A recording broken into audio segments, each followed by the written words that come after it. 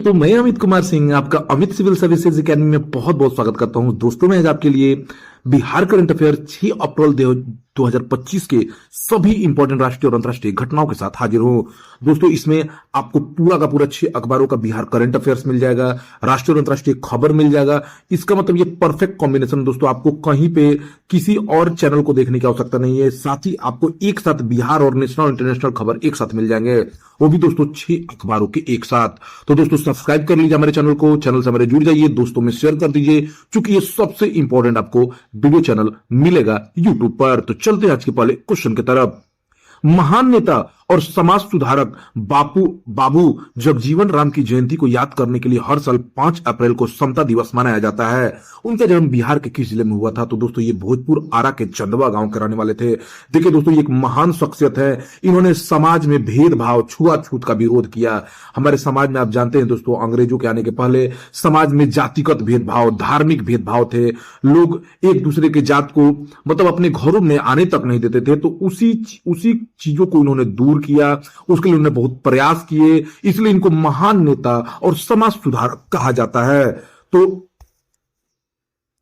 तो महान नेता और समाज सुधारक बाबू जगजीवन राम, जो भोजपुर आरा के चंदवा गांव के रहने वाले थे, उनकी जयंती हर एक साल 5 अप्रैल को मनाई जाती है और उसको समता दिवस के रूप में मनाया जाता है। महान नेता और समाज सुधारक बाबू जगजीवन राम की जयंती को 5 अप्रैल को समता दिवस के रूप में मनाया जाता है। बाबू जगजीवन राम का जन्म 5 अप्रैल 1908 को बिहार के भोजपुर आला जिले के चंदवा गांव में हुआ था। ओके दोस्तों ये याद रखिए, यहां से क्वेश्चन डायरेक्ट पूछ सकता है एग्जाम में, ठीक है ना। वेरी वेरी इंपॉर्टेंट पॉइंट है, कहां पे हुआ था। जगजीवन राम ने भारत के स्वतंत्रता संग्राम में सक्रिय रूप से भाग लिया था। उन्हें 1940 में सविनय अवज्ञा आंदोलन और फिर 1942 में भारत छोड़ो आंदोलन के दौरान गिरफ्तार भी किया गया था। 1934 में बाबूजी ने अखिल भारतीय रविदास सभा और अखिल भारतीय दलित वर्ग लीग की स्थापना की। भारत को आजादी मिलने के बाद वे पहले श्रम मंत्री बने। उन्होंने रेलवे, कृषि, रक्षा और संचार जैसे कई महत्वपूर्ण विभागों में काम किया। 1971 की भारत पाक युद्ध के दौरान वे रक्षा मंत्री बने, यानी फाइनेंस मिनिस्टर भी थे। वेरी इंपॉर्टेंट है दोस्तों, इसको ध्यान देना है। 1936 में मात्र 28 वर्ष के में बिहार विधान परिषद के सदस्य बने। 1977 में उन्हें भारत का उप प्रधानमंत्री बनाया गया। बाबू जगजीवन राम का निधन 6 जुलाई 1986 को हुआ। उनका अंतिम संस्कार दिल्ली में समता स्थल के नाम से किया गया। 2008 में भारत में उनकी जन्म शताब्दी को बड़े सम्मान के साथ मनाया गया। समता दिवस इसलिए महत्वपूर्ण है क्योंकि यह बाबू जगजीवन राम के जन्म का सम्मान करता है, जिन्होंने समाज में समानता और न्याय के लिए लड़ाई लड़ी थी। यह दिन लोगों को छुआछूत, जातिगत भेदभाव और अनुचित व्यवहार के लिए खिलाफ खड़े होने की याद दिलाता। तो दोस्तों एक महान हस्ती जिन्होंने समानता की कोशिश की, लोगों में समानता लाने की कोशिश की, भाईचारा लाने की कोशिश की, इसलिए इनके जन्म तिथि को समता दिवस के रूप में मनाया जाता है। नेक्स्ट क्वेश्चन दोस्तों, बिहार के कितने छोटे शहरों से विमानों के लिए उड़ान को मंजूरी मिले? देखिए दोस्तों बिहार में परिवहन बहुत जल्दी आगे बढ़ रहा है। देखिए दोस्तों मैं आपको बताना चाहूंगा कि अभी हाल ही में आप जानते हैं कि हमारे बिहार में 2 ही अंतर्राष्ट्रीय एयरपोर्ट हैं। एक तो दोस्तों गया आप जानते हैं और दूसरा पटना है। इसके अलावा हमारे यहाँ एयरपोर्ट संचालन की सुविधा ज्यादा नहीं है। अब दरभंगा में नया एयरपोर्ट शुरू हुआ है, आप जानते हैं। उसके साथ साथ बिहटा में भी नया एयरपोर्ट बनाने का प्रपोजल बिहार सरकार ने दे दिया है, केंद्र सरकार से मंजूरी मिल चुकी है। तो बिहार के कुछ जिलों के लोगों को लगभग 7 जिलों में छोटे शहरों से विमानों को उड़ाने की मंजूरी मिली है। दोस्तों ये वेरी इंपॉर्टेंट है, इसको ध्यान दीजिए। बिहार के कुछ जिले के लोगों को लंबे समय से एयरपोर्ट का इंतजार था। सरकार ने क्या किया दोस्तों, एक साथ 7 एयरपोर्ट को मंजूरी दे दी है। साथ ही इसके विकास के लिए 190 करोड़ की राशि को भी जारी कर दिया है। इसमें सुपौल जिला का वीरपुर, सहरसा, मुजफ्फरपुर, मुंगेर, वेस्ट चंपारण यानी पश्चिमी चंपारण का वाल्मीकिनगर, मधुबनी और पूर्णिया एयरपोर्ट शामिल है। इन 7 एयरपोर्ट से 20 सीट वाले विमानों का संचालन जल्द ही शुरू किया जाएगा। उड़ान योजना का मुख्य उद्देश्य छोटे शहरों और ग्रामीण क्षेत्रों को हवाई रूट से जोड़ना है। नेक्स्ट क्वेश्चन की तरफ चलते हैं दोस्तों ये बहुत इंपॉर्टेंट मैं क्वेश्चन डालता हूं, आप यकीन मानिए, आप हमारे चैनल को जरूर सब्सक्राइब करिए, दोस्तों में शेयर करिए, क्योंकि इतना इंपॉर्टेंट, इतना विस्तृत जानकारी आपको कहीं नहीं मिलेगा। मुख्यमंत्री नीतीश कुमार ने बिहार के किस जिले में बन रहे हैं बुद्ध सम्यक दर्शन संग्रहालय सह स्मृति स्तूप 1 माह में बनकर तैयार हो जाने की घोषणा की है? देखिए दोस्तों मुख्यमंत्री हाल ही में वैशाली जिले में बन रहे वैशाली जिले के वैशालीगढ़ में बन रहे बुद्ध सम्यक दर्शन संग्रहालय स्मृति स्तूप को 1 महीने में बनकर तैयार हो जाने की घोषणा की है। ये 1 महीने में बन जाएगा दोस्तों। 5 फरवरी 2025 को मुख्यमंत्री नीतीश कुमार को वैशाली जिला के वैशालीगढ़ स्थित निर्माणाधीन बुद्ध सम्यक दर्शन स्मृति स्तूप का निरीक्षण किया। उन्होंने निर्माण कार्य तेजी से पूरा करने का निर्देश दिया है। निरीक्षण के दौरान मुख्यमंत्री ने पूरे परिसर के निर्माण एवं विकास कार्यों का जायजा लिया। मुख्यमंत्री ने कहा कि वैशाली ऐतिहासिक और पौराणिक जगह है। भगवान बुद्ध के जितने भी अस्थि कलश मिले हैं उनमें वैशाली में मिला अस्थि कलश सबसे प्रमाणिक है। बुद्ध के बारे में कौन नहीं जानता है दोस्तों। बुद्ध को हमारे जो उनका जन्म दोस्तों नेपाल के लुम्बिनी में हुआ था। उन्होंने ज्ञान की प्राप्ति हमारे गया के बोध गया के में पाई बोध वृक्ष के नीचे। तो दोस्तों बुद्ध का धरती कहा जाता है हमारा बिहार। उसमें वैशाली में मिला अस्थि कलश सबसे प्रमाणिक है। बुद्ध सम्यक दर्शन संग्रहालय स्मृति स्तूप का निर्माण कार्य पूरा हो जाने के बाद यहाँ बौद्ध भिक्षुओं के साथ बड़ी संख्या में देश विदेश से पर्यटक भी आएंगे। यानी दोस्तों वैशाली जो है पूरे विदेश देश में प्रचलित हो जाएगा। बुद्ध स्मृति स्तूप बनने से, संग्रहालय बनने से पूरे विदेश के लोग यहाँ आएंगे। बुद्ध सम्यक दर्शन संग्रहालय में महात्मा बुद्ध के जीवन से संबंधित घटनाओं और बौद्ध धर्म से जुड़े प्रसंगों को यहाँ दर्शाया जा रहा है। वैशाली एक महान बौद्ध तीर्थ स्थल है और भगवान महावीर के जन्म स्थल के लिए जाना जाता है दोस्तों। यानी बिहार दोस्तों 2 धर्मों की जननी है, बौद्ध धर्म और जैन धर्म, और हिंदू धर्म तो दोस्तों है ही हमारा। बुद्ध ने वैशाली में अपना आखिरी प्रवचन भी दिया है, यहां अपने निर्माण की घोषणा की। उनकी मृत्यु के बाद वैशाली में दूसरी बौद्ध परिषद भी आयोजित की गई थी। बिहार का वैशाली का जो दोस्तों वज्जी है, इसकी राजधानी थी। विश्व के सबसे प्राचीनतम गणराज्य माना जाता है। वैशाली के हाजीपुर में पूर्व मध्य रेलवे का मुख्यालय। यह प्राचीन और लिच्छवी साम्राज्य की राजधानी था वैशाली। बिहार सरकार ने वित्तीय वर्ष 2025-26 में 13.11 करोड़ की लागत से 160 मेगावाट पन बिजली उत्पादन के लिए कितनी नदियों का सर्वे करने का निर्णय लिया। तो दोस्तों 3 नदियों का सर्वे किया जाएगा। बिहार सरकार जो है दोस्तों देखिए, आपका जो भी हमारा बिजली उत्पादन होता है, मैं आपको एक चीज बताना चाहूंगा, उसमें केंद्र सरकार ने एक लिमिट दिया है दोस्तों कि कम से कम मिनिमम आप जितना भी बिजली उत्पादन करते हैं उसमें से 17 या 18% जो बिजली है वो मतलब सौर ऊर्जा से उत्पादित होनी चाहिए। ठीक है, तो बिहार सरकार जो है उसी लक्ष्य पे चल रही है। और दोस्तों हरित ऊर्जा, सौर ऊर्जा होने से हमारे वातावरण में कार्बन का उत्सर्जन भी कम होगा, हमारा वातावरण शुद्ध होगा, धीरे धीरे पर्यावरण घटेगा और हरियाली बढ़ेगी चारों तरफ। तो ये बहुत जरूरी है। बिहार सरकार ने वित्तीय वर्ष 2025-26 में 13.11 करोड़ की लागत से 160 मेगावाट पन बिजली उत्पादन के लिए 3 नदियों गंडक, बूढ़ी गंडक और महानंदा का सर्वे करने का निर्णय लिया है। राज्य में अभी लघु जल विद्युत परियोजनाओं से 54.3 मेगावाट पन बिजली का उत्पादन हो रहा है। बिहार में प्रति व्यक्ति बिजली खपत 363 किलोवाट आवर है। बिहार में अधिकतम बिजली खपत 8005 मेगावाट पहुंच चुकी है। बिहार के ऊर्जा मंत्री विजेंद्र प्रसाद यादव हैं। दोस्तों मैं आपके जानकारी के लिए बताना चाहूंगा कि बिहार में देखिए चलत सौर ऊर्जा जो आप प्लांट है, यानी फ्लोटिंग सोलर पावर प्लांट, आपको एक दरभंगा में लगा हुआ है, एक नवादा में लगा हुआ है दोस्तों। ठीक है ना, ये दोनों जगह चल रहे हैं। बिहार के ऊर्जा मंत्री विजेंद्र प्रसाद यादव हैं। वित्तीय वर्ष 2025-26 में केंद्र सरकार ने समग्र शिक्षा अभियान के तहत बिहार को कितनी राशि आवंटित की है। तो 8987 करोड़ दोस्तों, 8,987 करोड़। वित्तीय वर्ष 2025-26 में केंद्र सरकार ने समग्र शिक्षा अभियान के तहत बिहार को 8,987 करोड़ रुपए की राशि आवंटित की है। 3 मार्च 2025 को बिहार के वित्त मंत्री सम्राट चौधरी ने वित्त वर्ष 2025-26 के लिए राज्य विधानसभा में 3,16,895 करोड़ रुपए का बजट पेश किया। दोस्तों डायरेक्ट एग्जाम में पूछेगा कि वित्त मंत्री सम्राट चौधरी ने 2025-26 वित्त वर्ष के लिए बिहार के लिए 3,16,895 करोड़ रुपए का बजट पेश किया है। 60,964 करोड़ रुपए, लगभग 19.24% हिस्सा, सबसे सर्वाधिक आवंटन बजट का बिहार का शिक्षा को दिया गया है। बिहार के शिक्षा मंत्री सुनील कुमार हैं। बिहार राज्य में नई फिल्म प्रोत्साहन नीति के तहत बिहार में पंकज त्रिपाठी की फिल्म ओ माई गॉड 2 की फिल्म शूटिंग शुरू हुई है।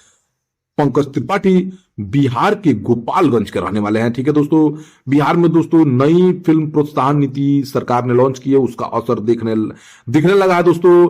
बिहार के गोपालगंज के रहने वाले पंकज त्रिपाठी की फिल्म ओ माई गॉड 2 की फिल्म शूटिंग शुरू हुई है। पंकज त्रिपाठी बिहार के गोपालगंज जिले के रहने वाले हैं। बिहार की नई फिल्म प्रोत्साहन नीति का असर अब दिखने लगा है।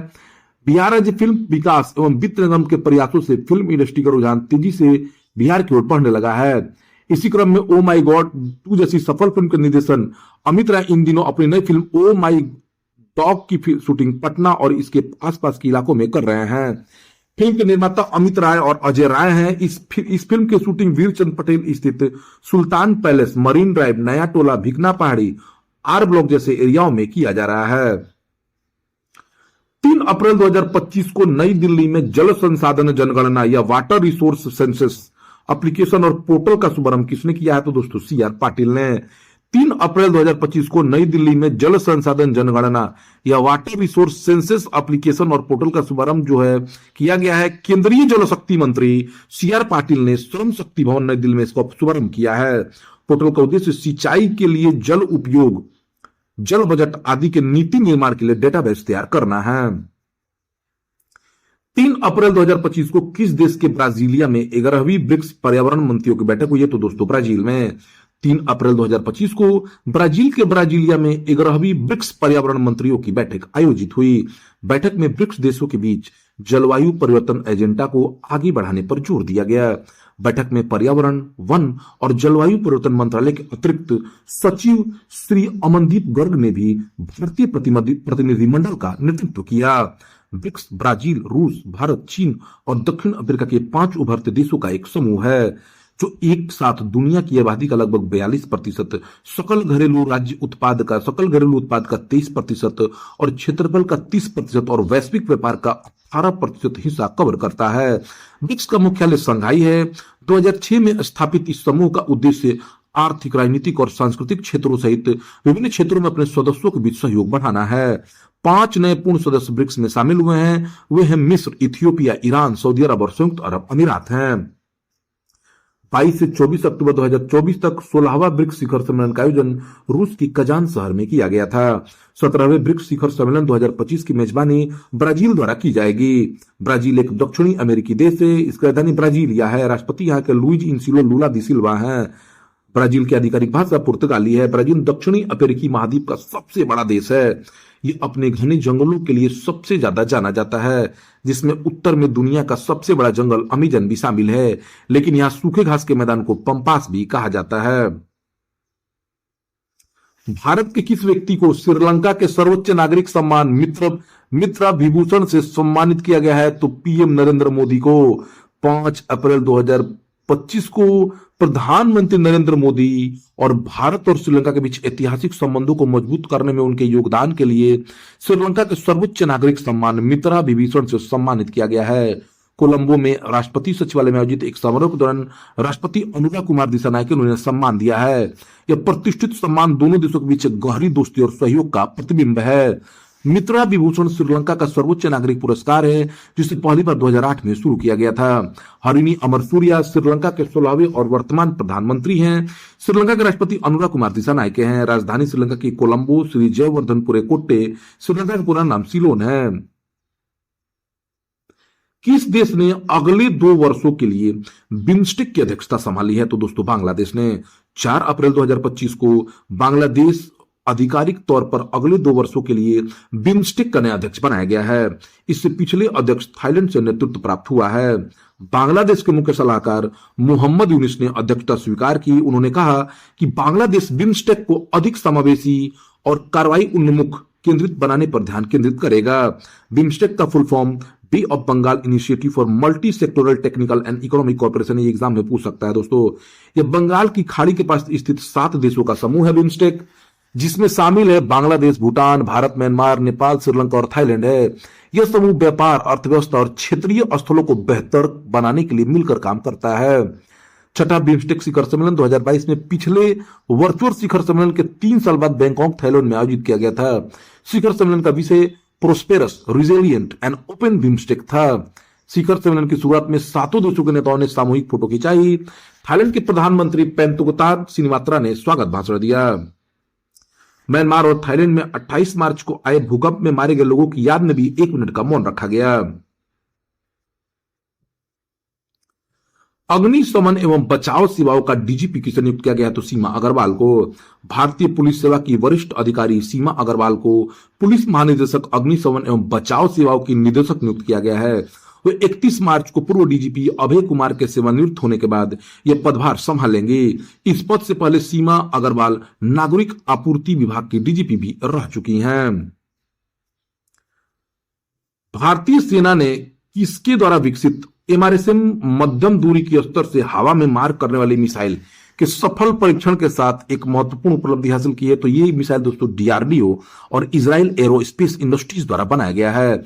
रक्षा अनुसंधान एवं विकास संगठन डीआरडीओ और इजराइल एरोस्पेस इंडस्ट्रीज द्वारा संयुक्त रूप से विकसित मध्यम दूरी की सतह से हवा में मार करने वाली मिसाइल एमआरएसएम ने महत्वपूर्ण परीक्षणों को सफलतापूर्वक पारित कर दिया है, जिससे भारतीय सेना के लिए इसकी परिचालन क्षमता दुगनी हो गई है।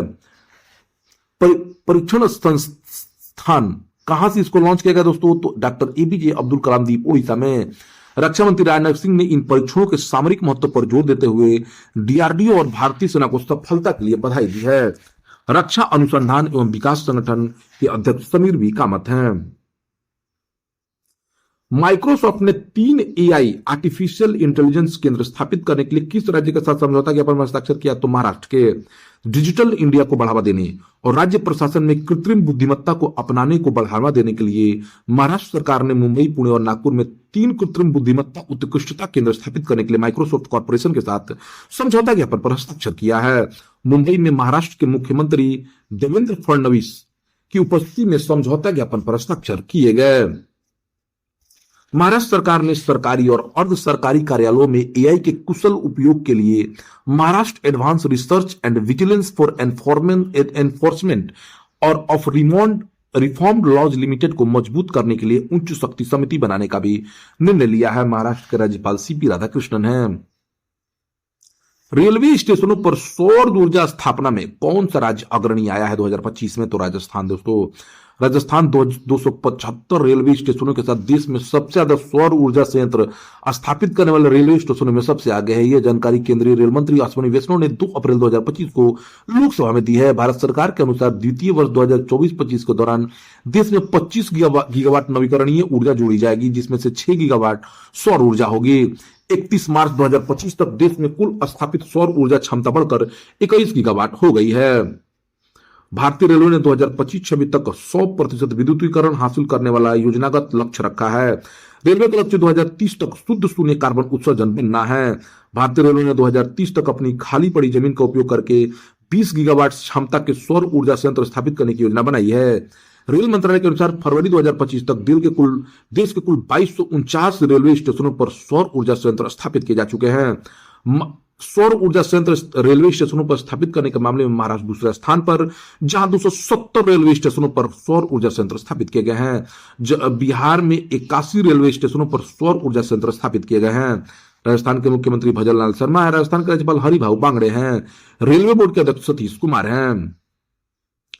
किस राज्य सरकार ने स्कूल चले हम अभियान 2025 शुरू किया है? तो दोस्तों मध्य प्रदेश सरकार ने। मध्य प्रदेश के मुख्यमंत्री डॉक्टर मोहन यादव ने 1 अप्रैल 2025 को राज्य की राजधानी भोपाल में 4 दिवसीय स्कूल चले अभियान का शुभारंभ किया। मुख्यमंत्री ने यह भी घोषणा की कि राज्य के सभी सीएम राइज स्कूलों का नाम बदलकर महर्षि संदीपनी विद्यालय कर दिया जाएगा। मध्य प्रदेश सरकार ने हाल ही में 17 धार्मिक शहरों में शराब की बिक्री पर प्रतिबंध लगाया था। 8वां मध्य प्रदेश वैश्विक निवेश सम्मेलन भोपाल में संपन्न हुआ। मध्य प्रदेश के राज्यपाल मंगू भाई छगन भाई पटेल हैं। आयुष्मान भारत योजना में शामिल होने वाला 36वां राज्य केंद्र शासित प्रदेश कौन बना है? तो दोस्तों दिल्ली बना है। दिल्ली में भारतीय जनता पार्टी के नेतृत्व वाली सरकार ने केंद्र प्रायोजित योजना आयुष्मान भारत जन आरोग्य योजना में शामिल होने के लिए 5 अप्रैल 2025 को केंद्र सरकार के साथ एक समझौता ज्ञापन पर हस्ताक्षर किया है। दिल्ली एबीपीएमजेवाई योजना में शामिल होना 36वां राज्य केंद्र शासित प्रदेश बन गया है। केवल पश्चिम बंगाल की ममता बनर्जी सरकार इस योजना में शामिल नहीं हुई है। दिल्ली के मुख्यमंत्री रेखा गुप्ता और केंद्रीय स्वास्थ्य मंत्री जगत प्रसाद नड्डा की उपस्थिति में नई दिल्ली में राष्ट्रीय राजधानी दिल्ली और राष्ट्रीय स्वास्थ्य प्राधिकरण के बीच हस्ताक्षर किया गया। हाल ही में सरकार ने 2024 में 70 वर्ष या उससे अधिक की आयु के वरिष्ठ नागरिकों को इस योजना के अंतर्गत शामिल किया है। आयुष्मान भारत प्रधानमंत्री जन आरोग्य योजना भारत सरकार की प्रमुख आयुष्मान भारत स्वास्थ्य योजना का हिस्सा है। ये विश्व की सबसे बड़ी चिकित्सा बीमा योजना भी है। दिल्ली के उपराज्यपाल विनय कुमार सक्सेना हैं। तो दोस्तों यार आज 6 अप्रैल 2025 के सभी इंपॉर्टेंट करंट अफेयर, राष्ट्रीय और अंतर्राष्ट्रीय घटनाओं के साथ ऐसे ही वीडियो प्राप्त करने के लिए आप हमारे चैनल से जुड़ जाइए। Thank you for watching my videos.